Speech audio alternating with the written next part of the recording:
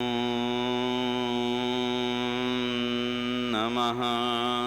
सिद्धेभ्यः।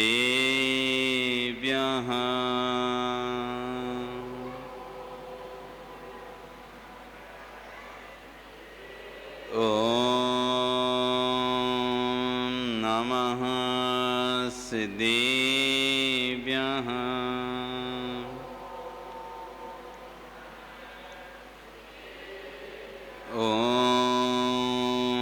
नमः सिद्धेभ्यः।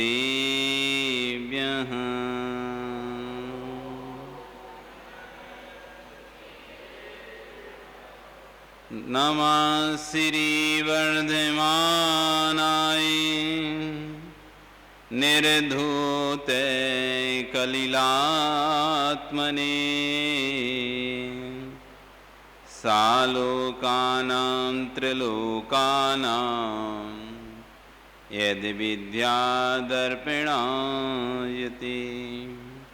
नमो अरिहन्ताणं नमो सिद्धाणं नमो आयर्याणं नमो वच्छायाणं नमो लोये सव्यसाहणं।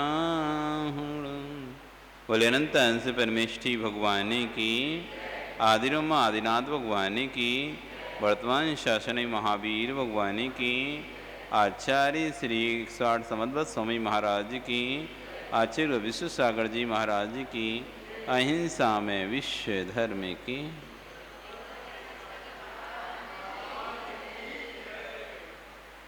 भवबंधु, हम यहाँ पर सम्यक दर्शन की 8 अंगों में प्रसिद्ध व्यक्तियों की कथा सुन रहे हैं। निसंकित अंग में अंजन चोर प्रसिद्ध हुआ, निकांक्षित अंत में अनंतमती, निर्विचिकित्सा अंग में उद्यान राजा, अमूढ़ दृष्टि अंग में रेवती रानी, उपघुवन अंग में जिनेन्द्र भक्त सेठ, स्थितिकरण अंग में बारिशेण मुनिराज। आज है बासल अंग, सल से रहित जो प्रेम होता है। सल यानी माया मिथ्या निदान। मायाचारी, मिथ्या, निधान, ये 3 सल होती हैं। तो जो निस्सल होता है प्रेम, उसका नाम होता है बासल। जहां किसी प्रकार का कोई स्वार्थ नहीं होता, किसी प्रकार का कोई प्रतिफल की आशा नहीं होती, बस अंदर ये रहता है कि मेरे धर्मात्मा पर कोई उपसर्ग नहीं आना चाहिए, मेरे धर्म पर, मेरे धर्मात्मा पर किसी प्रकार का उपसर्ग नहीं आए। उसको दूर करने की जो भावना रहती है, धर्मात्मा की सदैव रक्षा हो, धर्मात्मा का सदैव कल्याण हो, ये जो भाव अंदर रहता है, बदले में मुझे कुछ भी नहीं चाहिए, इसका नाम है वात्सल। जिसमें किसी प्रकार की अपेक्षा होती है, अपेक्षा से युक्त प्रेम प्रेम नहीं है, वो तो सौदा है। हम तुम्हें ये दे रहे हैं तो बदले में तुम हमको ये दो। सौदा करते ना व्यापारी लोग, पैसा देंगे तो सामान देंगे, सामान दोगे तो पैसा देंगे। आप हमारा काम करोगे तो हम आपसे स्नेह रखेंगे, आप हमारा काम नहीं करोगे तो हमारा कोई स्नेह नहीं है।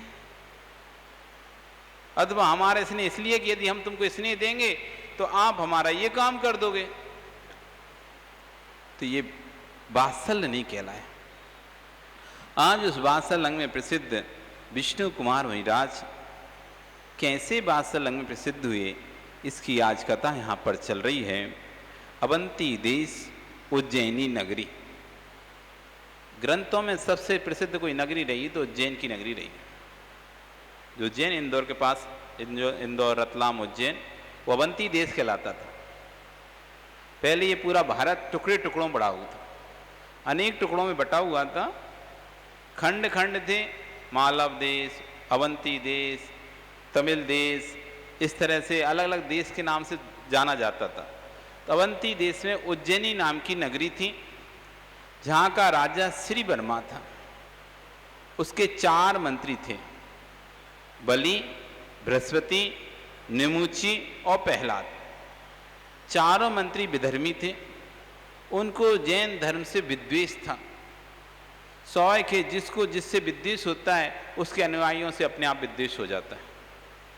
धर्म से विद्वेष होता है तो अनुयायियों से अपने आप विद्वेष हो जाता है। जिसको जैन धर्म से विद्वेष है वो जैनियों से विद्वेष करने लगता है, जबकि आप उसका कुछ नहीं लिए, उसका कुछ नहीं बिगाड़े, तब भी उसे धर्म से विद्वेष है ना। तो धर्म से विद्वेष है, उस धर्म को मानने वालों से अपने आप उसको विद्वेष होने लगता है। तो जो चार मंत्री थे वो जैन धर्म के विद्वेषी थे, उन्हें जैन धर्म नहीं सुहाता था। इसलिए दिगंबर मुनियों से भी उनको अंदर अंदर जलन, ईर्ष्या, विद्वेष रहता था। एक दिन नगर के बाहर उद्यान में अकमनाचार्य अपने 500 शिष्यों के 700 शिष्यों के साथ वहां पर पहुंचे। नगर में सभी लोग महाराज की वंदना करने के लिए उमड़ पड़े। थाल में कोई फलों का थाल ले जा रहा था, कोई अर्घ ले जाके जा रहा था, कोई अक्षत लेके जा रहा, कोई पुष्प लेके जा रहा, कोई नैवेद्य लेके जा रहा, कोई दीप, कोई धूप, ऐसे सब अपने अपने घरों से थाल भर भर कर मुनिराज के दर्शन करने के लिए जा रहे हैं। राजा अपने सतखंड के महल पर बैठा हुआ है। राजा अपने श्री वर्मा राजा सतखंड के महल पर बैठा है और सभी को जाते हुए देखकर अपने मंत्रियों से पूछता है, ये नगरवासी कहां जा रहे हैं? सभी लोग, ये नगर के लोग कहां पर जा रहे हैं? तभी मंत्री बोलते हैं, अब राजा ने पूछा, बताना तो पड़ेगा, छुपा भी तो नहीं सकते। कुछ नहीं महाराज, कुछ बिना ज्ञान के निर्वस्त्र रहने वाले निर्लज्ज ऐसे दिगंबर साधु जो कि ज्ञान विहीन है, मूर्ख हैं, वो नगर के उद्यान में आए हैं और ये लोग पागल लोग उन्हीं के दर्शन करने जा रहे हैं। राजा कहता है, नहीं, आप गलत बोल रहे हो। मैंने तो सुना है दिगंबर विराज तो बहुत ही ज्ञानी होते हैं, तत्व की चर्चाएं करते हैं, आत्मज्ञान से युक्त रहते हैं, और आप इस तरह कैसी बातें कर रहे हैं? और कोई एक व्यक्ति जाएगा, पूरा नगर तो नहीं जा सकता थी। पागल होते, बुद्धिहीन होते, मूर्ख होते तो क्या पूरा नगर ऐसे ही उमड़ जाता? आपका सोच गलत है, आप अपनी सोच को बदलिए। मंत्रियों को राजा डांटता है, ऐसा नहीं बोलना चाहिए आपको, चलो अपन भी दर्शन करने चलते हैं। अब मंत्री तो राजा के कहने पर चलना ही पड़ेगा, उनका मन तो बिल्कुल नहीं था। अब जाएंगे तो उनको नमस्कार भी करना पड़ेगा। जो जिसकी चर्चा सुनने से जिसको द्वेष आ रहा है, उनके सामने जाने पर झुककर क्या, उसको तो अपने लगेगा कि मेरा तो सम्मान घट गया, मेरी बेइज्जती हो गई। मुझे इनके सामने, नग्न लोगों के सामने झुकना पड़ा। तो कई बहाने करते हैं, लेकिन राजा के सामने कोई भी बहाना नहीं चलता उन चारों मंत्रियों का, और राजा के कहने पर उन चार मंत्रियों को जाना पड़ता है। इधर अकम्पनाचार्य अपने शिष्यों के साथ बैठे हुए थे, तभी उन्होंने निमित्त ज्ञान से जाना कि संघ पर उपसर्ग होने वाला है। इस नगर के जो मंत्री हैं विधर्मी हैं और उनके निमित्त से संघ पर उपसर्ग होगा। तो उन्होंने अपने सभी शिष्यों को बुलाया और आदेश पारित कर दिया, कोई भी बोलेगा नहीं। राजा आएगा, आप सबको मौन रहना है। मंत्री आएंगे, आप सबको मौन रहना। कितना भी प्रश्न करें, कितना भी कुछ ही बोलें, आपको नहीं बोलना, क्योंकि बहुत सारे उपद्रव मौन से टल जाते हैं। विश्वास मानो, घर में आपको पता है कि आने वाला है और सामने वाला लड़ेगा, चिल्लाएगा, यदि आप मौन रह दो, चिल्ला चिल्ला के चला जाएगा, लड़ाई बच जाएगी। और तुमने वहां उत्तर देना शुरू कर दिया तो लड़ाई भड़क जाएगी, डबल हो जाएगी, बढ़ जाएगी लड़ाई। आचार्य उन उपसर्ग को जानकर पूरे संघ को मौन दे देते हैं, कोई भी नहीं बोलेगा। वो कुछ ही बोले तुमको, तब भी कोई भी आंख उठाकर नहीं देखेगा। कोई आशीर्वाद नहीं देगा, कोई भी किसी से एक शब्द भी बात नहीं करेगा। इस तरह संपूर्ण संघ को आदेशित करके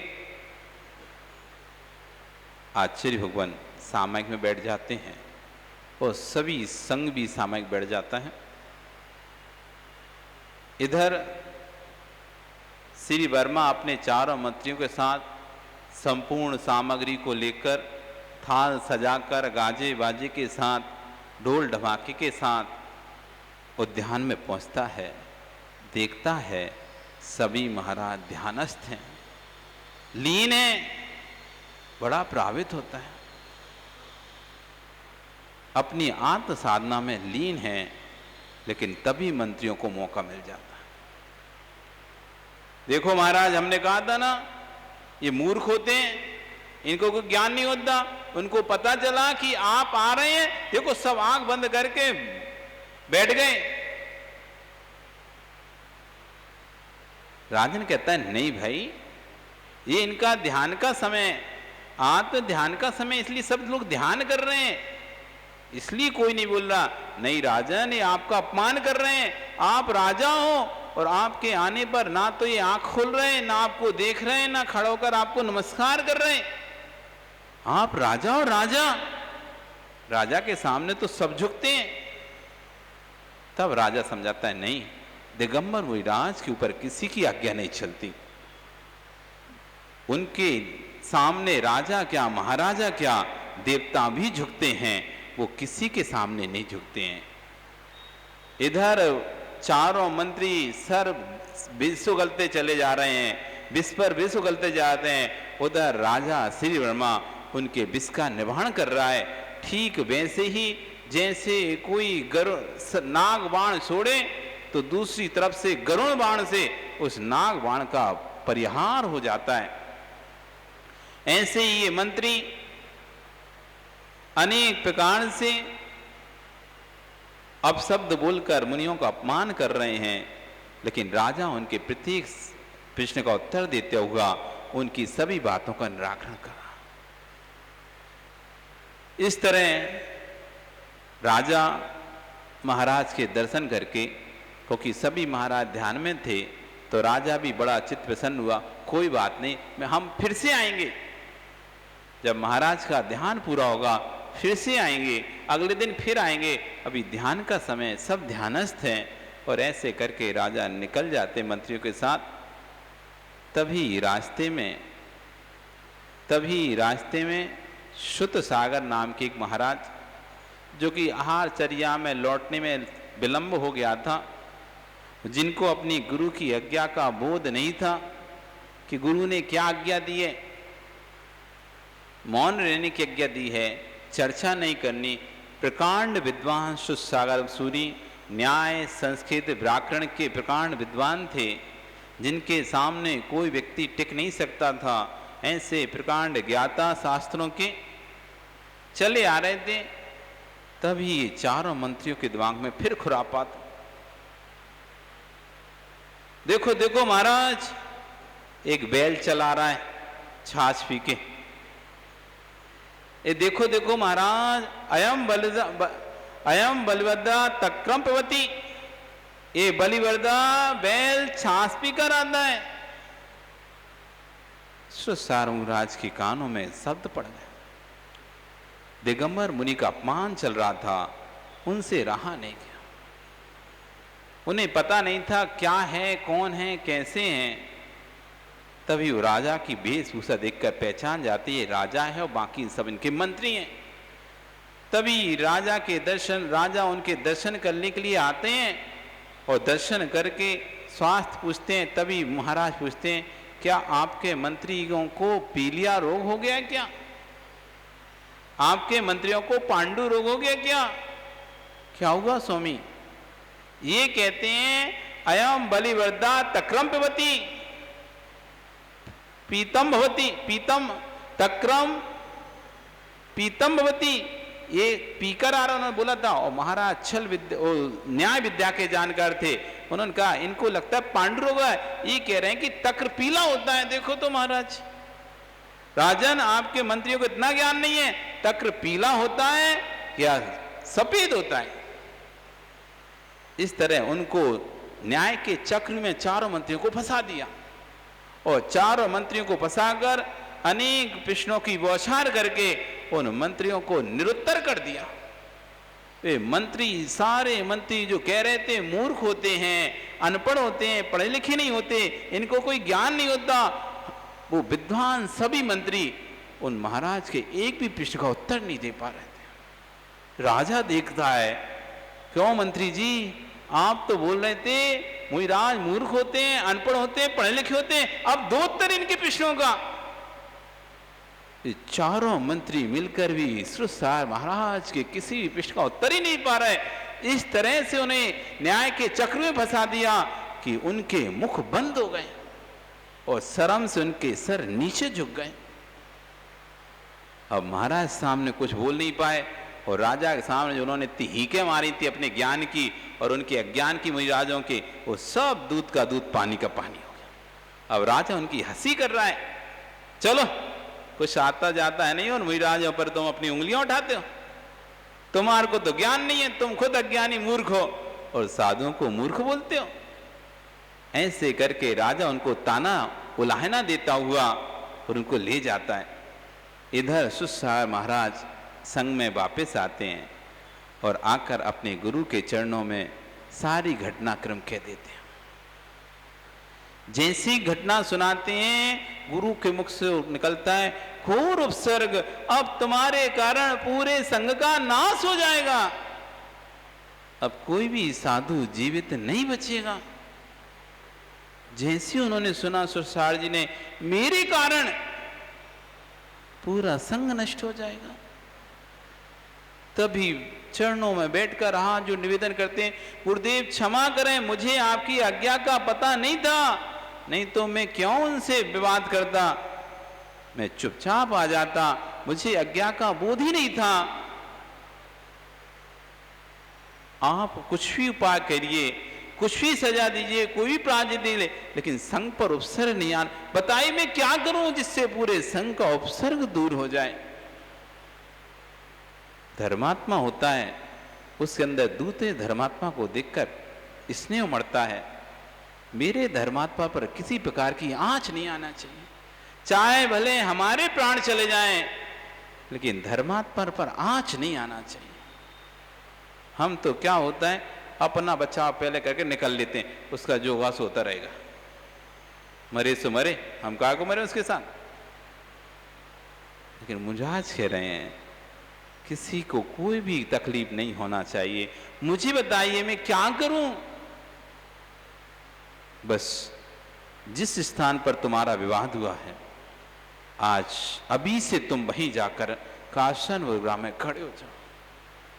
जब तक उपसर्ग नहीं टलता तब तक तुम वहीं पर काशन मुद्रा में खड़े रहना, उस स्थान से हिलना भी नहीं। सुसामिजाज से आज्ञा को सुरधारी कर और जिस स्थान पर विवाद हुआ था उस स्थान पर वापस पहुंच जाते हैं और वहां काशन मुद्रा में जब तक उपसर्ग दूर नहीं होता तब तक मेरे चारों प्रकार के आहार पानी का त्याग है। अब प्राण निकल जाएंगे, लेकिन जब तक उपसर्ग दूर नहीं हुआ मैं आहार नहीं करूंगा। और उसी स्थान पर काशन मुद्रा में खड़े हो जाते। इधर चारों मंत्री अपने अपमान को सहन नहीं कर पाते और द्वेष की ज्वाला में, ढाई की ज्वाला में ऐसे जलते हैं, उनको सैया पर नींद नहीं आती। मखमल की सैया भी उनको सूल जैसी चुभ रही है। सभी मंत्री आपस में चर्चा करते हैं, आज तो बहुत गलत हुआ हमारे साथ, अब हम कैसे राजा के सामने मुंह उठाएंगे, कैसे हम राजा से आंखें मिलाएंगे, नजरें मिलाएंगे। आज एक मुनि ने हम चारों को परास्त कर दिया। जब एक ने ऐसा किया तो सात सदी होते साथ बोल देते तो हमारा क्या होता। वो तो अच्छे थे, मौन थे, नहीं तो उसी समय हमारी हालत खराब हो जाती। एक में जो ताकत थी बुद्धि की तो सासों की क्या ताकत हो। अपमान की ज्वाला बड़ी खतरनाक ज्वाला होती है। अपमान की ज्वाला बड़ी खतरनाक ज्वाला होती है। उसमें आदमी अंदर अंदर जलता है और बदले लेने की भावना को वृद्धिगत करता है। और जब तक वो बदला नहीं ले लेता अपना, किसी ने आपको कुछ बोल दिया, 4 लोगों बीच में कुछ बोल दिया, और अब आपके अंदर एक ज्वाला भड़क जाएगी, अब मैं इससे बदला कैसे लूं।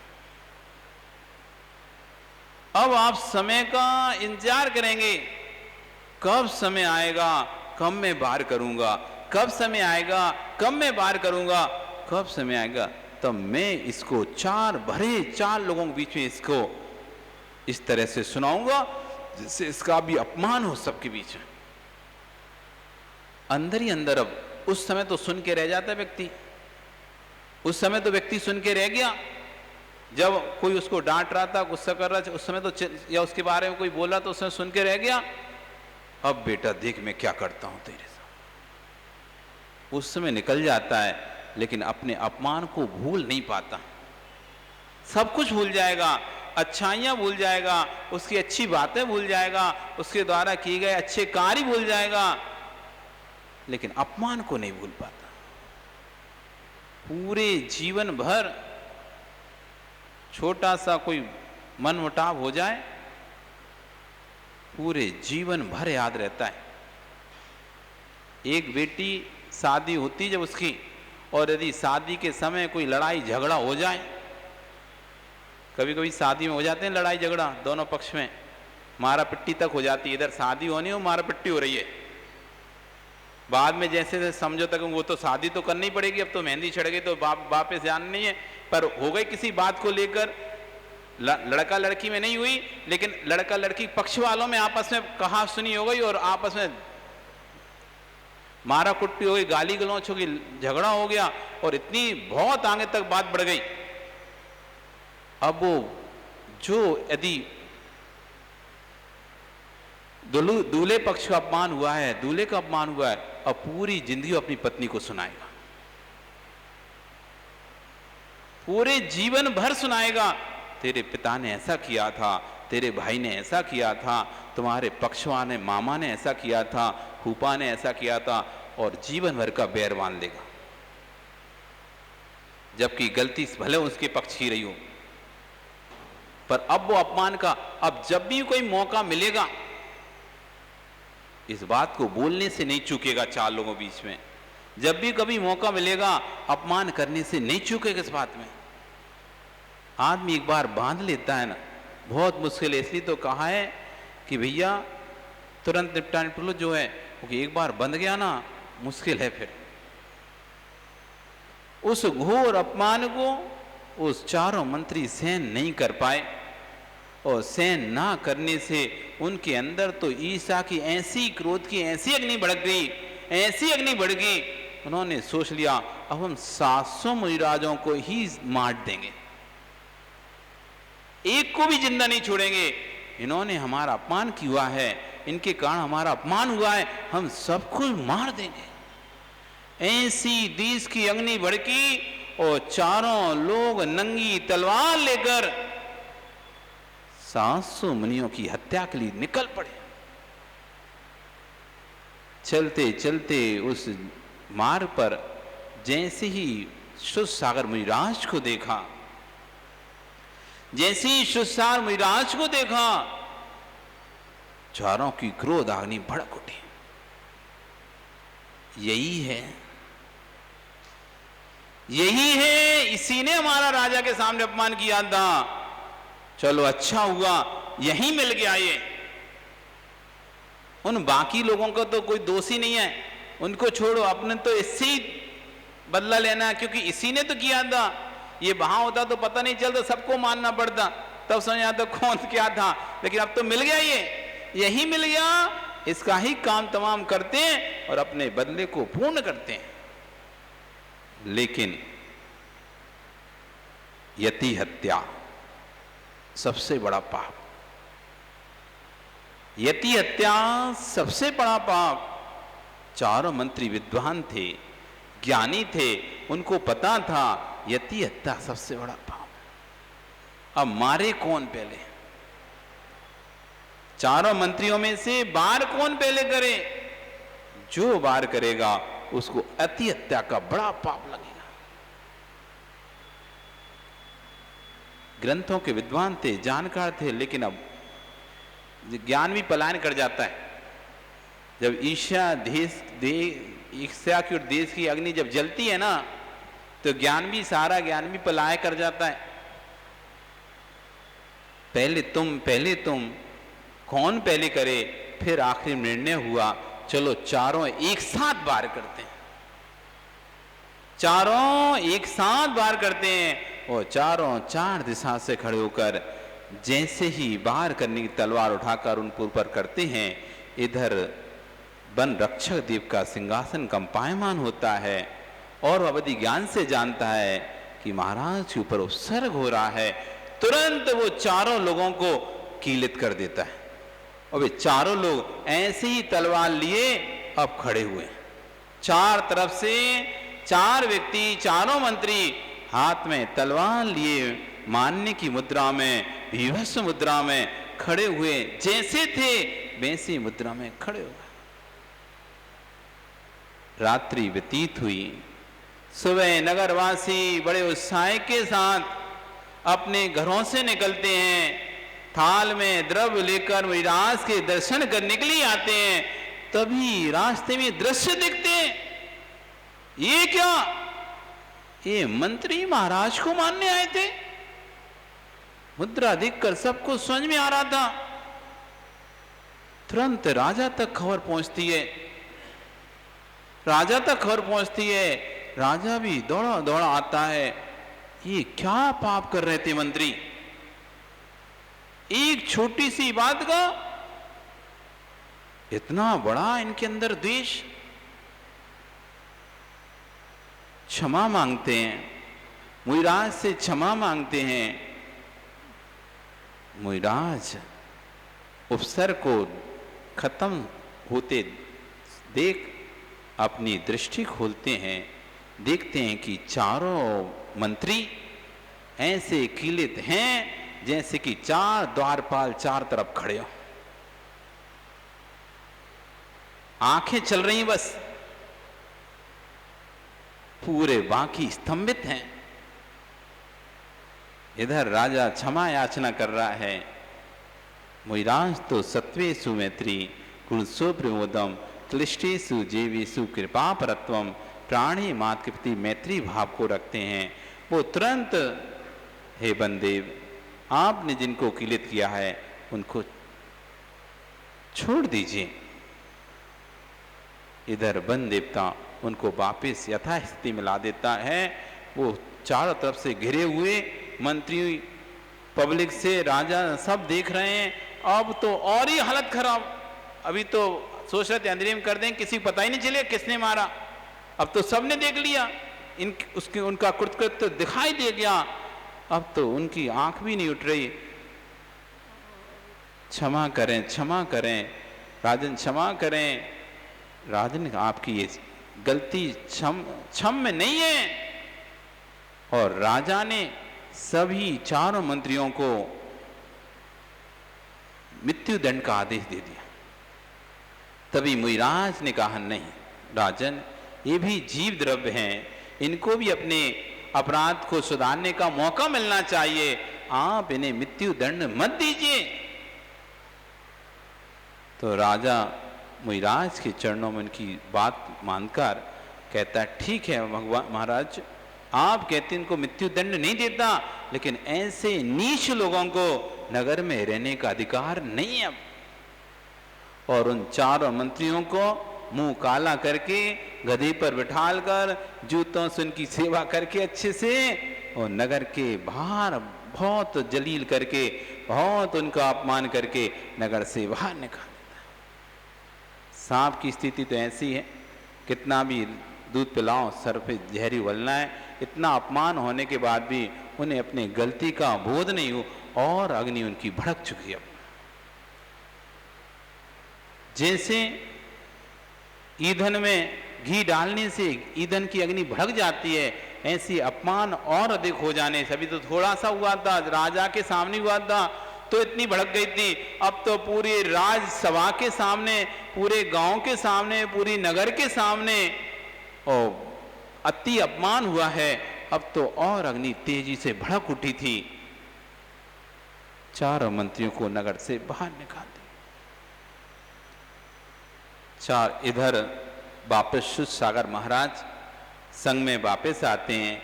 गुरु के द्वारा गुरु ने उनको संग का अवसर दूर करने के कारण से खूब आशीर्वाद दिया और कहा कि तुम सच्चे शिष्य हो जिसने पूरे संग का अवसर दूर किया। और मुनिराज भी अपना अगले दिन फिर बिहार कर जाते हैं। इधर ये वे मंत्री भी दूसरे नगर में पहुंच जाते हैं। इधर आपका समय हो जाता है। कल फिर अब आगे मंत्री कहाँ जाते हैं, मुनिराज कहाँ जाते हैं, आगे क्या होता है, कल फिर यहाँ पर हम सुनेंगे। बोली भगवान महावीर स्वामी की। चलें जिनवाणी स्तुति।